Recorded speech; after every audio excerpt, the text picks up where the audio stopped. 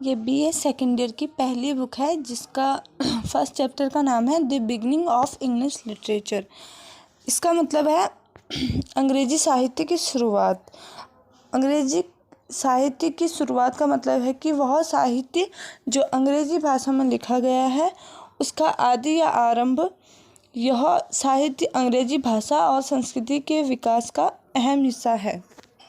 और ये एक स्टोरी है, कोई पोएम नहीं है, बट वो उस पर स्पेस कम था इसलिए मैंने इस टाइप से लिखा है इसमें। और इसको आप पढ़ लीजिएगा क्योंकि अगर मैं इसे पढ़ूंगी और फिर इसका मतलब बताऊंगी तो ये बहुत ज़्यादा लंबा हो जाएगा, चैप्टर बहुत बड़ा है।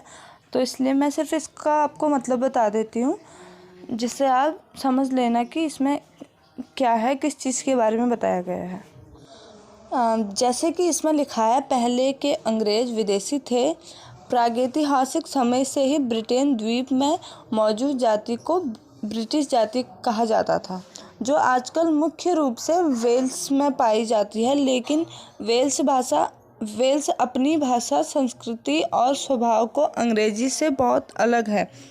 रोमनों के ब्रिटिश द्वीप पर विजय के बाद इन पूर्वी निवासियों को रोमनों ने ब्रिटानी कहा और उनका देश ब्रिटानिया। रोमनों ने ब्रिटानिया पर कुछ सदियों तक शासन किया और अपनी भाषा और संस्कृति को साथ लाया, जो ब्रिटानिया का एक महत्वपूर्ण हिस्सा बन गई। रोमन साम्राज्य के पतन के बाद पूर्वी यूरोप में प्रवासी जैसे कि एंगल सैक्सन और जूट्स इस भूमि को अपना घर बनाने लगे और अंत में बस गए। अगला है एंग्लो सैक्सन लिटरेचर। अंग्रेजी साहित्य का इतिहास एंग्लो सैक्सन साहित्य के साथ शुरू होता है। एंग्लो सैक्सन साहित्य से तात्पर्य 1066 के नॉर्मन विजय से पहले लिखी गई साहित्य से है। एंग्लो सैक्सन साहित्य को निम्नलिखित रूपों में विभाजित किया जा सकता है। पहला है मोनास्टिक क्लर्कर्स के लैटिन लेखन। मोनास्टिक क्लर्कर्स के धार्मिक लेखनों में निम्नलिखित प्रमुख संत होते हैं। पहले थे बेडे 672 से 735 तक। बेडे एक विद्वान थे जो अपना जीवन वियरमूथ और जारो मोनास्ट्रीज में बिताया। उनकी प्रमुख पहचान उनकी ईसाइयों की धार्मिक इतिहास के लिए है और उसी कारण उन्हें इंग्लिश इतिहास के पिता कहा जाता है। एल्क्विन 735 से 804 तक। एंग्लो सैक्सन काल के एक और महत्वपूर्ण विद्वान एल्क्विन थे जो ज्ञान की मैनुअल्स को बातचीतों के रूप में संग्रहित करते थे। अगले हैं एल्डहेम 604 से 709 तक। एल्डहेम ने लैटिन में उत्कृष्ट ट्रीटिज लिखे, प्रोज और कविता दोनों में ब्रह्मचर्य की प्रशंसा में। हम एंग्लो सैक्सन साहित्य में विशेषज्ञता से प्रकाशित इमेजरी का उपयोग देख सकते हैं। एंग्लो साहित्य को विभाजित करने के लिए वो पहला पॉइंट था और उसके अंदर कुछ प्रमुख संतों के नाम थे, और ये दूसरा पॉइंट है। पूर्व क्रिश्चियन युग की स्थानीय साहित्य।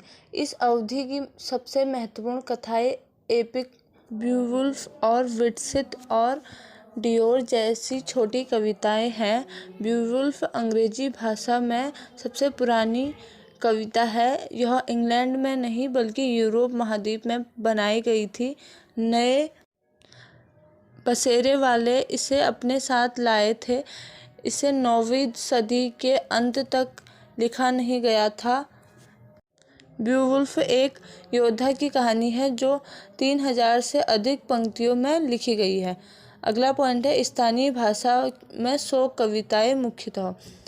पूर्व क्रिश्चियन भावनाओं में इन कविताओं में सबसे महत्वपूर्ण है सीफेरर, जो 20वीं सदी के अमेरिकी कवि एजरा पाउंड द्वारा आधुनिक अंग्रेजी में पुनर्लिखित की गई थी। द वांडरर भी इस अवधि की एक महत्वपूर्ण दुख कविता है। इसमें एक युवा व्यक्ति के श्रद्धावान की मौत पर दुख का वर्णन है, जो मानव अस्तित्व की अस्थायी प्रकृति पर आम सोच करता है। अगला पॉइंट है युद्ध गीत। एंग्लो सैक्सन साहित्य में कई युद्ध गीत लिखे गए थे। ब्रूननबरह एक अधूरी कार्य है जो 937 में इंग्लैंड की सेना की जीत का वर्णन करता है, जब स्कॉट्स और नॉर्समेन नॉर्से की कॉलोनियों में इटली के आक्रमणकारियों पर विजय हुई। Battle of Maldon. यह कार्य भी एक अधूरा है जो पूर्वी सैक्सन सेना और डेनमार्की के बीच के कड़वे युद्ध का वर्णन करता है, जिन्होंने उनकी भूमि का दोहन किया। अगला पॉइंट है स्थानीय ईसाई कविता। ये बाइबलीय और आध्यात्मिक कविताएं हैं जो ईसाई मिथक और परंपराओं का वर्णन करती है। वनेरबल बेड उनकी इंग्लैंडी लोगों का ईसाई इतिहास में काइडमोन का वर्णन देते हैं। एक महत्वपूर्ण आधा कल्पित व्यक्ति जुटित एक अपोक्रिफा किताब से प्रकटित और ऑफ ऑल द एंजेल्स इस अवधि की अनाम कविताएं हैं। क्वीन वुल्फ इस अवधि का। और फिर इसमें लिखा है कि डेनमार्कियों एक विद्वान थे जिन्होंने इंग्लैंड पर हमला किया, पर अंततः वो पराजित हो गए और बाद में एक निर्णायक समझौते के परिणामस्वरूप एक बस्ती के माध्यम से उत्तरी इलाके में सीमित कर दिए गए। शांति के पुनर्स्थापन के बाद अल्फ्रेड एंग्लो सैक्सन राजा अपने देश की शिक्षा, कला और संस्कृति पर ध्यान देने लगे। अल्फ्रेड अंग्रेजी साहित्य के इतिहास के संबंध में एक महत्वपूर्ण व्यक्ति थे। उन्होंने कई लैटिन पुस्तकों का अनुवाद अंग्रेजी में अन्य विद्वानों की सहायता से किया। उनके अनुवादों में इंग्लिश लिटरेचर का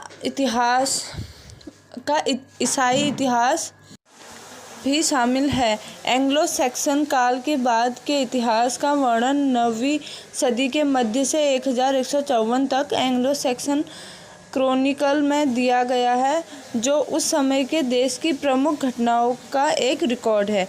एंग्लो सैक्सन साहित्य की कुछ महत्वपूर्ण विशेषताएं भी है जो निम्न है। पहला है स्वर स्रोत। स्वर स्रोत एंग्लो सैक्सन काव्य की एक पहचानी विशेषता थी।